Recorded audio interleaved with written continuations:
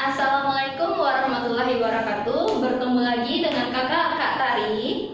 Di sini kita akan membahas kisi-kisi USBN IPA 2020 khusus materi biologinya. Nah, di sini kakak udah siapin 4 poin yang akan kita bahas hari ini. Yang pertama itu ada persilangan dihibrid, yang kedua peredaran darah, yang ketiga uji makanan, dan yang keempat itu uji fotosintesis. Nah, untuk poin 1 dan 2 itu tipe soalnya tipe uraian, sedangkan 3, 4 itu pilihan ganda.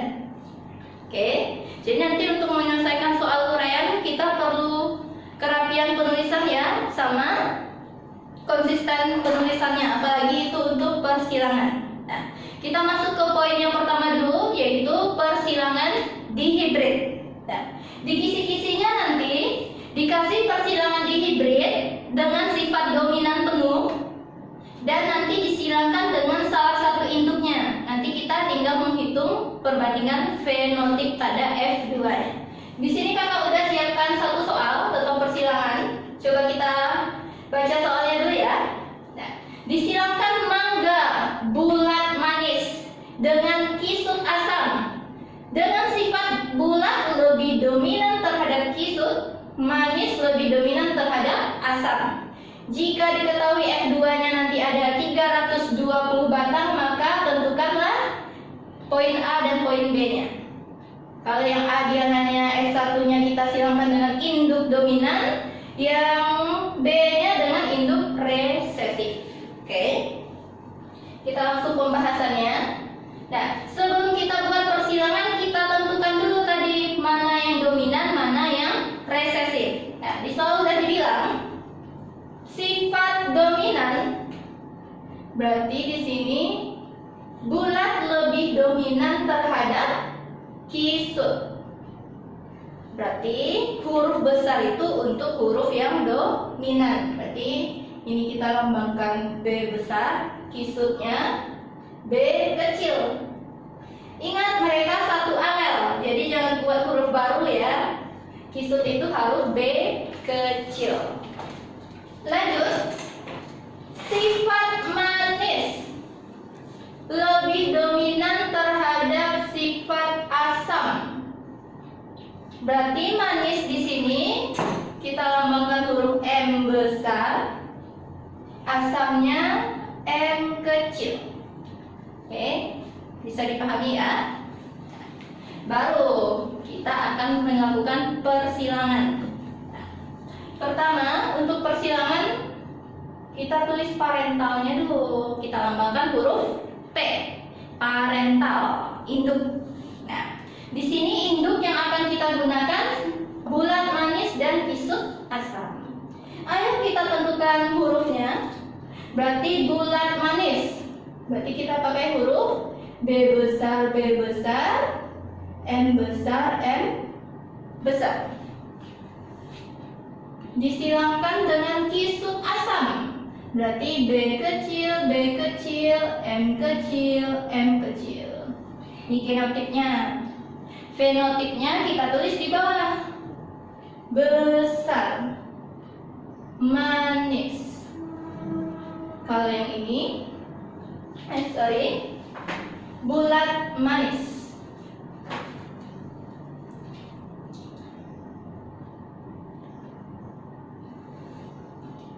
Nah, induk yang satu lagi berarti dia kisut asam. Oke, parental udah ada. Langkah selanjutnya gamet. Nah, gamet, kita tentukan gamet. Ini B-nya kita silangkan dengan huruf M. Yang terbentuk kan cuma satu jenis, yaitu B besar dan M besar. Sedangkan yang ini B kecil, M kecil. Ayo kita silangkan. Hasil persilangan inilah yang kita sebut dengan F1, turunan pertama. Turunan pertamanya B besar, B kecil, M besar, M kecil. Kita nulisnya B dulu, baru huruf keduanya. Oke.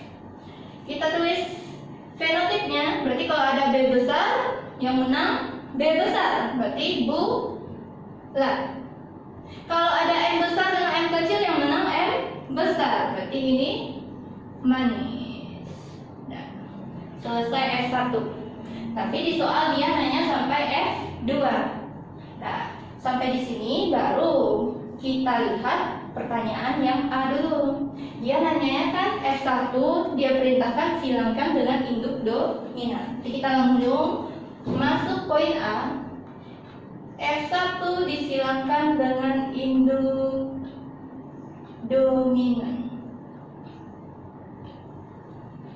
Nah, langkahnya sama. Kita ikutin langkah yang di atas. Yang pertama tentukan parentalnya dulu. Berarti F1 dengan induk dominan. F1-nya apa tadi? Berarti B besar, B kecil, M besar, M kecil. Kita silangkan dengan induk dominan. Dominan itu berarti yang ukurannya yang besar. Berarti yang ini ya.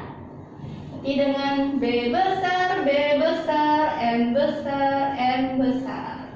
Kita tulis lagi nih, fenotipnya tadi apa? Ini besar, manis. Ini juga besar, manis. Nah, apa sih nanti hasil anaknya jika besar manis disilangkan juga dengan besar manis? Apa kemungkinannya? Kita cobain aja.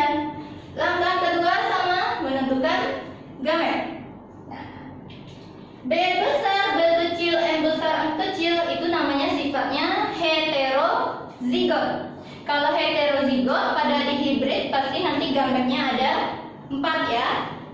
Nah, ketika kita silangkan ini dengan ini, B besar, M besar, ketemulah gametnya B besar, M besar.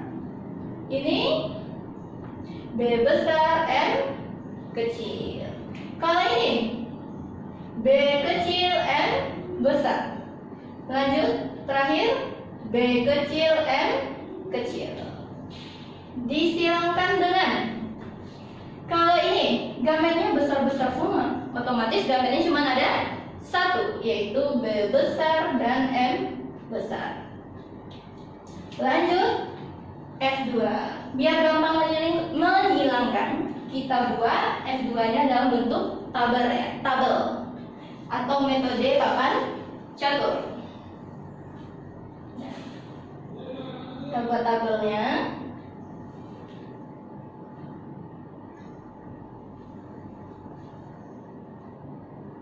Oke. Langkah pertama, kita cukup menyalin lagi gamet yang udah kita tentukan di atas tadi. Gamet dari induk pertama, ini kan ada 4. Tulis B besar, M besar. Yang kedua, B besar, M kecil. Yang ketiga, B kecil, M besar. Yang keempat, B kecil, M kecil. Gamet induk yang kedua cuma ada 1, yaitu B besar, M besar. Oke. Tinggal kita silangkan. Di B besar ketemu B besar, ya tinggal disalin. Terus M besar, M besar. Gamet yang kedua, B besar, M besar, M kecil. Ini karena ketemu M kecil dengan M besar, kita nulisnya M besar dulu. Oke. Yang ketiga, B besar, B kecil, M besar, M besar. Yang keempat, B besar, B kecil, M besar, M kecil. Selesai. Baru kita lihat fenotipnya, karena di soal dia nanya fenotip. Oke, kita tentukan. Tadi kalau bilang kalau ada huruf besar dengan kecil, kita pakai sifat yang besar. Nah, di sini fenotipnya besar-besar. Berarti tadi besar itu bulat ya. Ini bulat, manis. Yang kedua, masih besar, berarti masih bulat. M-nya masih M besar, berarti masih manis. Yang ketiga, masih B besar, berarti tetap bulat. Dan masih M besar, manis. Yang terakhir, masih B besar, berarti tetap bulat. Ini manis. Nah, kita lihat fenotipnya. Bulat manis, bulat manis, bulat manis, bulat manis. Ternyata Semuanya sama ya. Berarti ketika kita menghilangkan bulat manis sesama bulat manis, anaknya 100% bulat manis. Makanya ketika dia nanya perbandingan fenotip F2, otomatis 100% bulat manis. Bisa dipahami? 100% bulat manis. Nah, kalau dia nanya ada berapa F2-nya, ada berapa batang, ya otomatis semuanya sifatnya bulat manis. Berarti bulat manisnya juga ada 320 batang. Oke. Berarti selesai poin A. Nah, silahkan adik-adik coba silangkan di kertasnya. Nanti kalau kasih waktu sekitar 3 menit, nanti kita baru lanjut ke poin yang B. Silahkan. Oke, kita lanjut. Udah dicoba kan menyilangkan di kertasnya. Oke, kakak ada revisi dikit ya. Tadi karena kita pakai sifat bulat di sini ya. Ini ada kesalahan dikit. Ini bulat.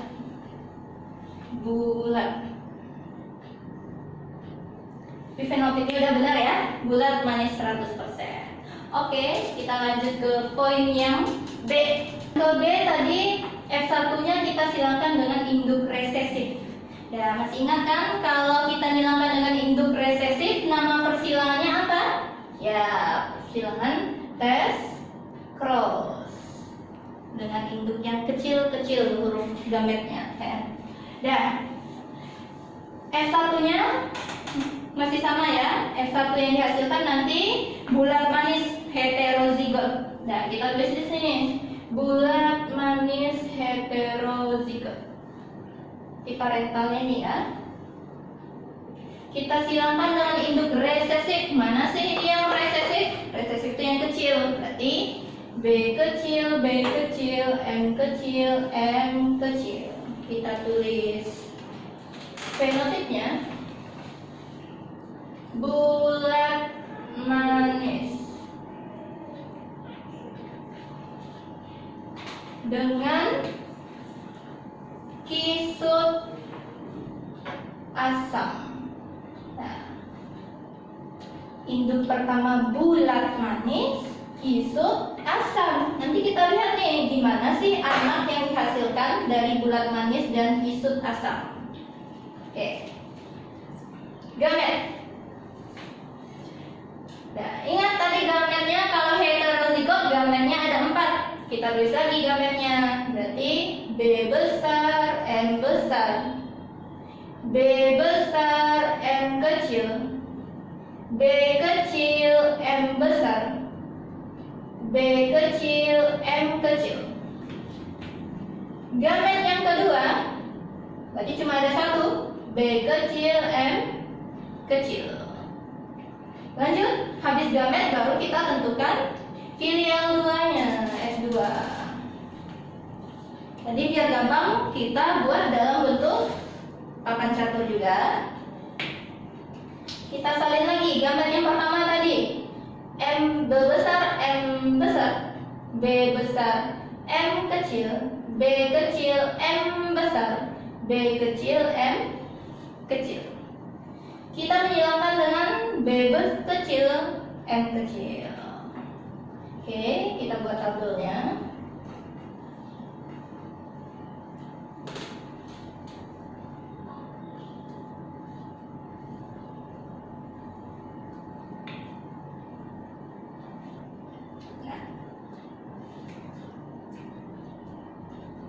Ini tinggal disilangkan ya.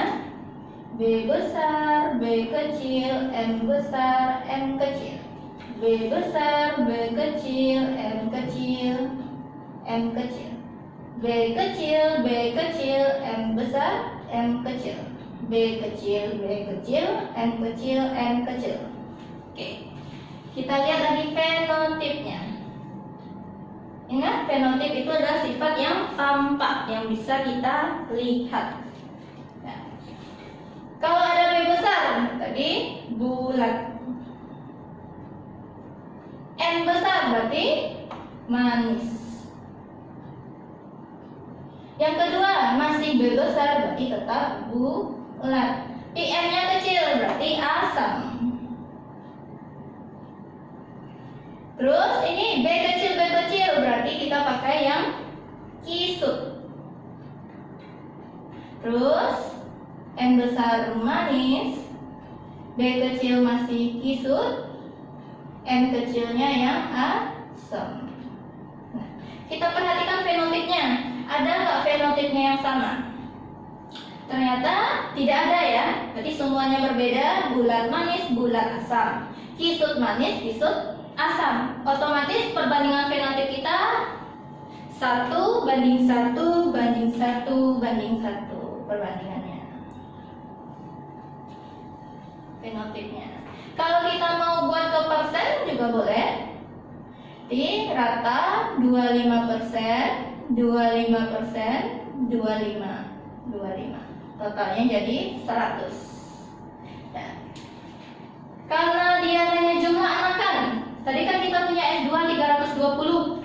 Kalau kita bagi rata sebanyak 4 berarti 80. Jadi ini ada 80 batang. Di semuanya rata ada 80 batang.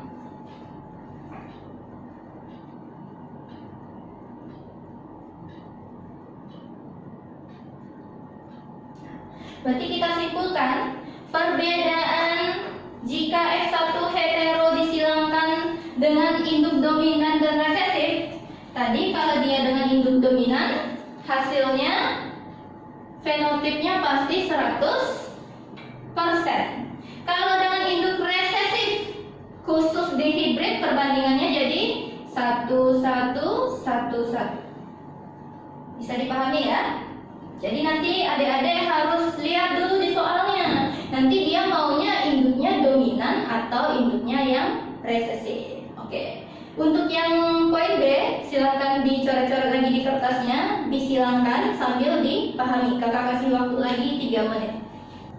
Oke, kita masuk ke poin yang kedua, yaitu tentang peredaran darah. Ini masih soal urean ya. Nah, nanti di kisi-kisinya itu nanti adik-adik dikasih skema dari peredaran darah. Berarti ada skemanya, terus nanti bisa aja ditanyanya di poin yang ditunjuk-tunjuk itu apa namanya, atau nanti peredaran darah kecil melewati bagian yang mana aja, peredaran darah besar yang mana. Oke, sebelum itu kakak jelaskan dulu tentang peredaran darah ya. Oke, kita tulis dulu, kita gambar ya. Jantung, berarti organ peredaran darahnya itu jantung. Nih gambar love ya. Jantung kita itu dia beruang 4 nih. Ada 4 ruangan. Nah, berarti ada bagian yang kanan, ada bagian yang kiri. Cara menentukan mana yang kanan kiri? Nah, ini gambar. Berarti ini yang kanan, ini yang kirinya. Oke? Di sebelah sini jantung bagian kanan, ini jantung bagian kirinya. Nah, baru kita tentukan apa sih nama ruang-ruangan yang ada di dalam ini. Nah, yang di atas ada belahan atas dan bawah. Kalau yang atas itu namanya serambi. Yang di bawah itu atau yang sebelah dalamnya bilik. Ini kita ibaratkan seperti kamar kita.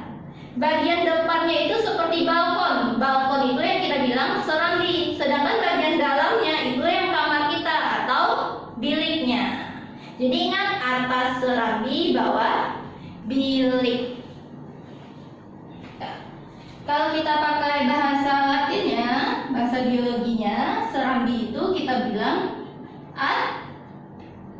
atrium. Kalau bilik itu ventricle.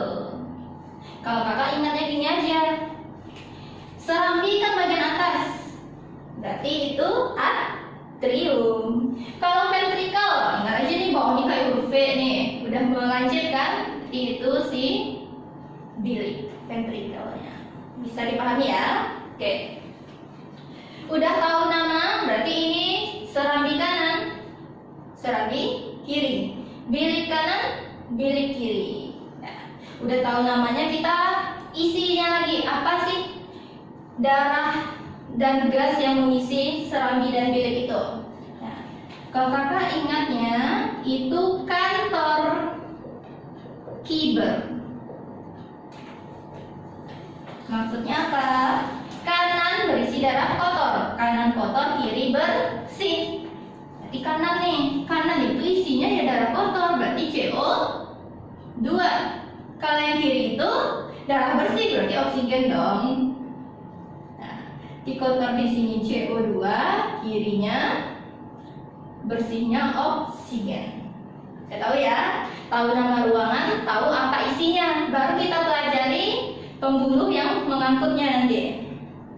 Nah, kita ingat peredaran darah. Peredaran darah pada manusia disebut peredaran darah ganda. Kenapa disebut peredaran darah ganda? Karena dia 2 kali melewati jantung. Di sini ada 2 peredaran nih. Nanti kita bagi jadi peredaran darah kecil dan besar. Di mana organ target peredaran darah kecil ini nanti melalui paru. Sedangkan yang besar berarti ya besar seluruh tubuh kecuali paru-paru. Nah, kita coba peredaran darah kecil dulu ya. Nah, kita bedakan dulu, beda ventrikel atau bilik dengan serambi. Ya, bilik itu dia dindingnya tebal, makanya dia fungsinya selalu memompa darah. Sedangkan serambi yang atas itu dindingnya lebih tipis, makanya dia cuma menerima darah doang. Nah, jadi ingat, keluar dari bilik, masuknya ke serambi. Nah, itu yang pertama, peredaran darah kecil. Kakak bilang tadi peredaran darah kecil, dia maunya perginya ke paru. Kakak gambar ya.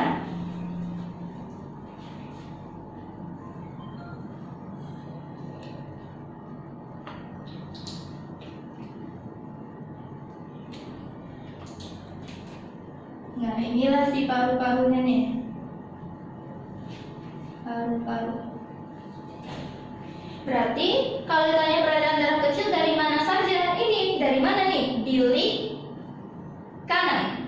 Tadi kita tulis nih. Berarti ini bilik kanan. Bilik kanan menuju paru-paru. Dari paru-paru nanti menuju serambi kiri. Serambi kiri. Oke. Lihat Dek, keluarnya dari kanan, masuknya ke kiri. Berarti dia pakai sistem silang ya. Dan keluar selalu dari bilik, masuknya ke serambi. Oke. Apa sih pembuluh yang membawa dari bilik kiri ke paru-paru? Ingat, pembuluh yang keluar dari jantung itu selalu pembuluh arteri. Berarti ini yang membawanya ini adalah arteri. Karena dia menuju paru-paru, kita kasih nama belakangnya dikit. Pulmonalis. Otomatis yang membawa darah dari paru-paru ke serambi itu si venanya. Karena dari paru-paru juga kasih nama pulmonalis. Nah, isi bilik kanannya tadi apa? CO2. Otomatis arteri juga bawa CO2. Apa yang terjadi di paru-parunya? CO2-nya bertukar dengan O2-nya. Lanjutkan oleh si venanya, bawa O2 menuju serambi kiri. Selesai deh peredaran darah kecil. keluar tadi dari bilik kanan, dibawa oleh arteri menuju paru-paru, dibawa lagi oleh vena menuju serambi kiri. Yang kedua, peredaran darah besar. Berarti organ target yang besar berarti seluruh tubuh. Nanti kita tulis dulu nih, seluruh tubuh. Nah, dari mana ke mana? Bilik kanan sama serambi kiri udah kepake. Berarti kita pakai ruangan yang belum dipakai. Berarti bilik kiri dan serambi kanan. Sini kita tulis bilik kiri, serambi kanan. Kiri ke kanan. Kalau kecil tadi kanan ke kiri. Bilik kiri yang ini ya, keluar pembuluhnya nih. Terus nanti dia bisa melalui tubuh bagian tubuh bawah, juga bisa ke tubuh yang atas. Atas itu bagian kepala kita, bawah berarti bagian dari anggota gerak ke bawah. Dia akan masuk kemana?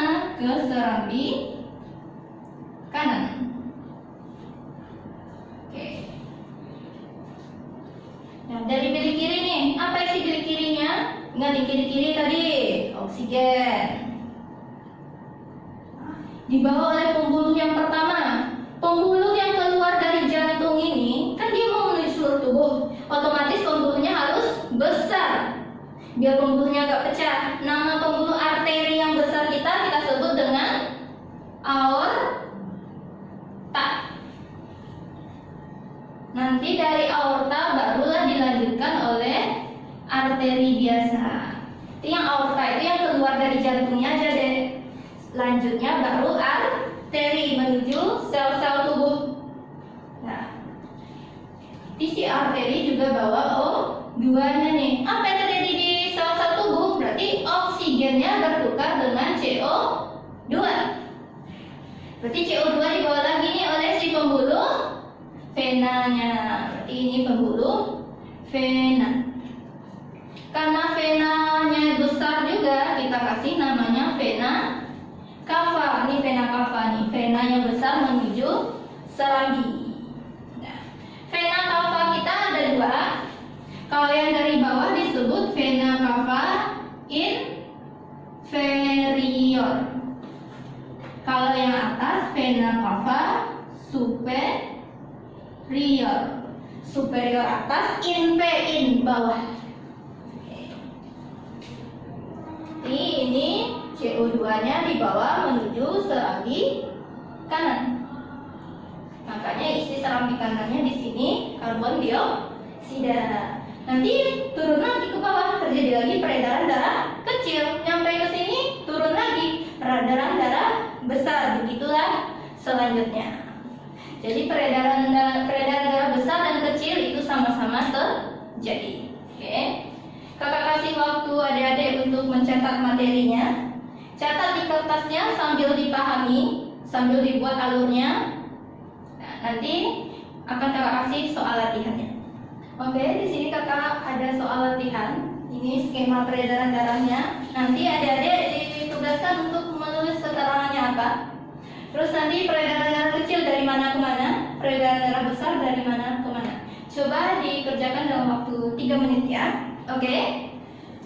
Sekarang kita periksa ya yang adik-adik kerjakan apakah sudah sesuai. Ayo kita cek keterangannya dulu. Dari huruf A. A ini ingat sebelah apa? Kanan ya. Di atas lagi. Berarti kalau kanan atas namanya serambi kanan. Serambi kanan. Si B tetangganya berarti serambi kiri. Lanjut si C udah di bawah tapi masih sebelah kanan, berarti bawah tadi di bilik kanan. Otomatis D-nya pasti bilik kiri. Oke, sambil dicek ya. Poin 1. Ini satu nih. Kalau kita pakai kanan ke kiri, berarti satunya itu sebagai paru-paru. Berarti si duanya itu yang seluruh tubuh. Lanjut. Pembuluh C, yang ketiga dari C nih, dari bilik kanan tadi. Berarti bilik kanan keluar, pembuluh yang keluar itu selalu si arteri. Berarti nomor 3 ini adalah si arteri. Karena dia menuju paru-paru, kita kasih nama belakangnya tadi, arteri pulmonalis. Oke. Berarti 4 yang dari paru-paru berarti kita sebut vena pulmonalis. Lanjut yang kelima. Oh, di sini tidak ada nomor 5 nih ya. Langsung nomor 6. Nah, nomor 6. Nomor 6 itu pembuluh yang keluar dari jantung. Berarti itu pembuluh apa nih yang untuk ke seluruh tubuh ukurannya harus besar tadi? Ya, itu namanya aorta. Aorta nanti dilanjutkan oleh pembuluh nomor 7. Berarti arteri yang biasanya menuju tubuh, seluruh tubuh, baru masuk ke serambi melalui pembuluh nomor 8. Berarti pembuluh vena cava. Karena di soal venanya yang bawah, berarti vena cava apa deh? Superior atau inferior? Ya, inferior. Terus dia menentukan peredaran darah kecil dari mana ke mana. Ingat tadi, darah kecil itu kan ke paru-paru. Otomatis kita menggunakan nomor 1. Lihat aja, yang dari nomor 1 dari mana? Dari si C dibawa oleh pembuluh nomor 3 menuju paru-parunya, dibawa oleh pembuluh vena menuju serambi. Saya. Berarti peredaran darah besar kita pakai yang belum dipakai. Berarti C sama B udah. Berarti tinggal A dan D. Jadi dari A, dari biliknya, berarti dari bilik kiri dibawa oleh pembuluh nadi besar aorta. Baru oleh nomor 7 arteri biasa. Baru ke seluruh tubuhnya nomor 2. Baru ke nomor 8 serambi kanan. Oke. Udah dicek ya. Oke, kita lanjut ke poin selanjutnya. Yuk kita masuk ke poin yang ketiga, yaitu tentang uji makanan. Jadi nanti di uji makanan ini adik-adik nanti dikasih tabel percobaan uji makanan. Nanti kita menentukan misalnya nanti makanan ini mengandung zat apa aja. Oke, sebelum kita lihat ke soal, kakak jelasin dulu cara mengingat uji makanan. Kalau kakak ingatnya itu dengan B bilu GPA MUB. Nih, coba dihafalin dulu. B bilu GPA MUB. B bilu GPA MUB. Nah, berarti yang B bilunya ini apa? Inilah yang disebut dengan larutan ujinya. GPA-nya apa? Ini zat makanannya. MUB-nya apa? Itu yang perubahan warnanya. Oke? Udah dihafal ya? Ini mudah diingat. B bilu GPA MUB. B-nya apa? Ini larutan benedik. Ini biu red, blue, gold. Berarti dia menguji makanan apa? GPA. G-nya glukosa, protein. A-nya amilum. Nanti di soal bisa aja amilum itu nama lainnya bisa pati atau zat tepung. Itu sama amilum.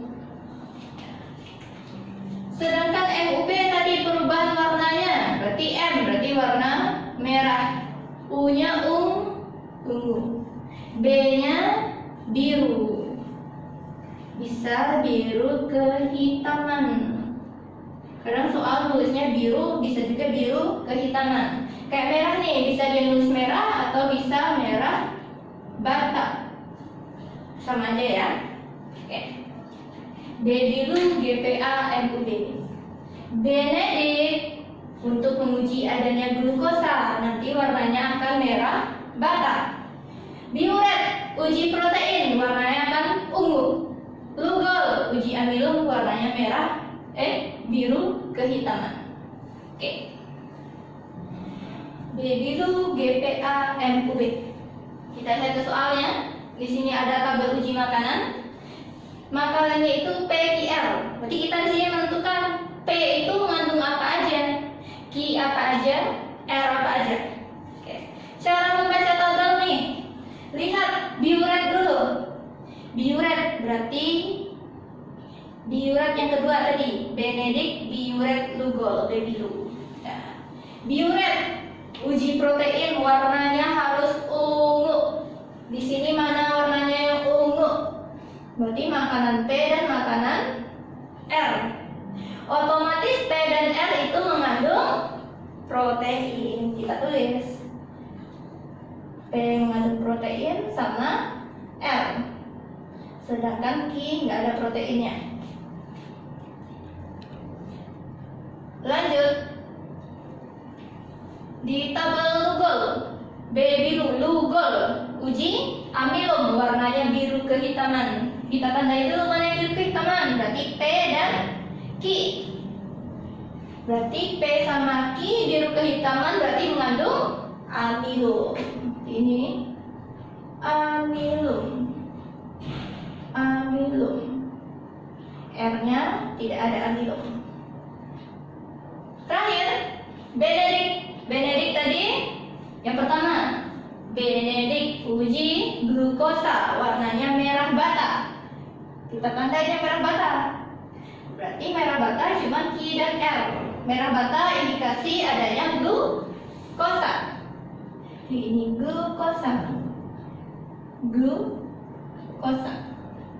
Si P-nya tidak ada. Di kesimpulannya makanan P mengandung protein dan amilum. Q-nya amilum dan glukosa. R-nya protein dan glukosa. Oke. Nanti kita lanjut ke poin yang keempat. Ini silakan adik-adik catat dulu.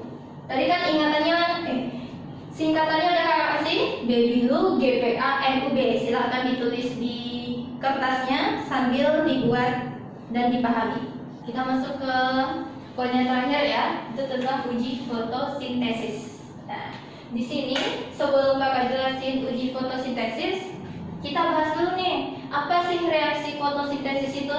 Apa yang dibutuhkan oleh tumbuhan untuk berfotosintesis? Oke. Bahannya berarti ya.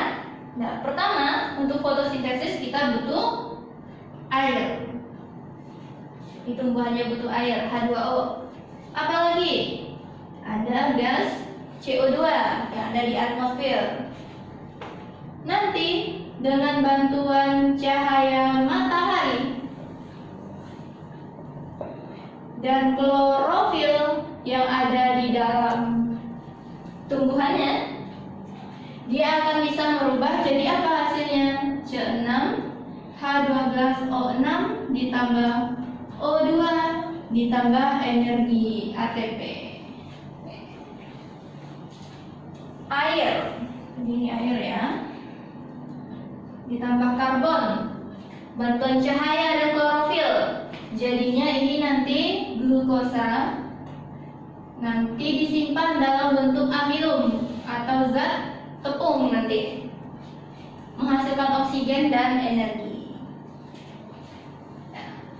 Di sini ada dua uji, namanya uji sah dan uji Ingenhousz. Dia menguji hasil fotosintesis itu apa? Khusus uji sah yang diujinya itu si amilumnya ini.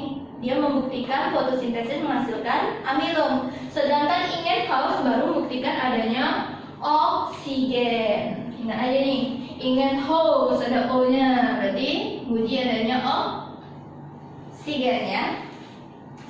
Uji sah dulu deh. Sah tadi membuktikan fotosintesis menghasilkan amilum atau zat tepung. Nah, di sini percobaannya.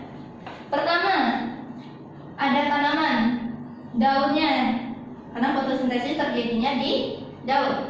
Nah, daunnya itu sebagian kita tutup dulu nih deh. Kita tutup pakai kertas aluminium foil. Tujuannya apa? Berarti ini membedakan nanti daun yang tidak berfotosintesis dan yang berfotosintesis. Kita lihat nanti hasilnya bagaimana. Nah, biarkan dulu berfotosintesis. Ini nanti ada cahaya matahari nanti.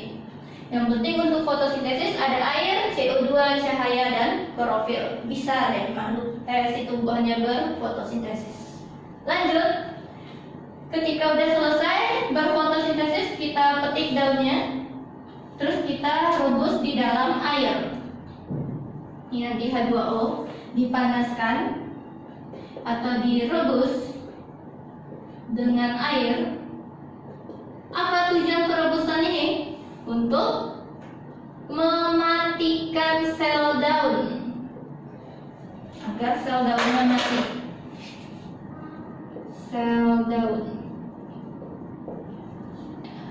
Setelah itu, si daun akan dimasukkan dalam tabung reaksi. Di tabung ini nanti ada larutan juga diisi alkohol. Di luarnya tetap H2O. Dipanaskan juga. Apa tujuan merebus dengan alkohol? Berarti tujuan direbus dengan alkohol itu untuk melunturkan klorofilnya atau melarutkan klorofil. Kenapa harus dilarutkan klorofilnya? Agar kita mudah melihat perubahan warnanya. Jadi nanti daun yang habis dipanaskan pakai alkohol, nanti daunnya akan menjadi pucat. Selesai dipanaskan, daunnya diambil, ditaruh di cawan Petri. Ya. Nanti diteteskan larutan uji. Nah, tadi kita udah bahas. Kalau mau menguji amilum, berarti larutan ujinya apa? Ya, kita pakai si Lugol. Ini nanti ditetesi Lugol. Kakak coba gambar daunnya lebih besar. Tadi ingat, daunnya kan tadi ada dua bagian, yang dibuka dan yang ditutup. Kita tetesi ke dua tempat. Kakak kasih batasan aja. Misalnya ini bagian A tadi yang tertutup, bagian B yang terbuka. Sama-sama ditetesi Lugol. Nah, terus dilihat nih, gimana hasilnya, warnanya. Kalau yang tertutup, berarti dia tidak berfotosintesis, otomatis daunnya tetap berwarna pucat. Sedangkan yang terbuka, berarti dia melakukan proses fotosintesis. Kalau ditetesi Lugol, berarti kan di dalamnya ada amilum nih. Amilum kita tetesi Lugol akan berubah warna jadi biru kehitaman. Jadi inilah biru kehitaman ini karena dia mengandung amilum tadi. Di daun, kesimpulannya, daun yang terbuka akan melakukan proses fotosintesis dan akan menghasilkan amilum, sehingga saat ditetesi Lugol dia akan berwarna biru kehitaman. Oke, kita lanjut ke uji yang kedua. Uji Ingenhousz. Housz ada O-nya, berarti dia menghasilkan oksigen. Tujuannya untuk mendeteksi benar nggak si proses fotosintesis ini menghasilkan oksigen. Nah, kita cek dulu syarat yang dibutuhkan tumbuhan untuk berfotosintesis. Pertama, tadi dari reaksi itu ada air. Ini udah ada air nih, H2O-nya. Terus dia butuh CO2. CO2 udah ada di udara. Butuh cahaya matahari, berarti nanti untuk melakukan percobaan kita harus meletakkan percobaan kita di luar ruangan yang ada cahayanya. Terus klorofil. Klorofil udah ada di tanamannya. Nah, biasanya tanaman yang digunakan itu tanaman air, namanya Hydrilla sp. Hydrilla ya, bukan hidra. Kalau hidra itu jenis soletrata, si hewan. Nah, berarti percobaan ini bisa melakukan fotosintesis di tanamannya karena syarat yang dibutuhkan udah terpenuhi. Dan dibiarkan beberapa saat, nanti dia akan terbentuk gelembung-gelembung di dalamnya. Apa sih si gelembung ini? Gelembung inilah yang membuktikan adanya oksigen. Jadi kita melihat adanya gelembung, berarti ini si oksigen yang terbentuk karena dia berfotosintesis. Pada percobaan terkadang juga ditambahkan ke dalam air ini, ditambahkan baking soda, NaHCO3, baking soda. Nah, saat baking soda dimasukkan ke dalam larutan, ke airnya, nanti gelembung di sini makin banyak. Kenapa dia semakin banyak? Karena NaHCO3 ini sebagai sumber karbonnya, sumber C. Kita ingat karbon itu adalah bahan. Saat kita buat kue, kalau tepung buat kuenya dan bahan-bahan yang lain juga banyak, pasti nanti kue yang kita hasilkan juga banyak. Begitu juga dengan proses ini. Saat CO2-nya ditambah, sumber karbonnya ditambah, otomatis oksigen yang dihasilkan juga semakin banyak. Jadi saat ditambahkan NaHCO3 si baking soda, oksigen semakin banyak. Berarti reaksi fotosintesisnya semakin cepat. Jadi pembahasan kita udah selesai, uji sah sama uji Ingenhousz. Adik-adik silahkan dicatat lagi sambil dipahami langkah-langkahnya, karena nanti di soal bisa aja misalnya dikasih gambar ini. Terus apa tujuan perebusan? Apa tujuan dilarutkan dalam alkohol? Jadi kalau direbus di air tadi untuk matikan selnya. Di klorofilnya saat di alkohol, dikasih alkohol ini untuk melarutkan klorofil. Tujuan deteksi logo untuk uji amilum. Berarti setelah ini ada 3 tahap ya. Melarutkan, mematikan sel, melarutkan klorofil, dan uji amilum. Kalau Ingenhousz itu cukup 1 tahap aja. Oke, silakan dicatat lagi ya. Kakak kasih waktu untuk mencatat. Action. Oke, pembahasan kita udah selesai untuk hari ini. Kita udah bahas 4 poin tadi. Nah, salah dan jaga kakak mohon maaf. Kakak sudahi dengan Assalamualaikum warahmatullahi wabarakatuh.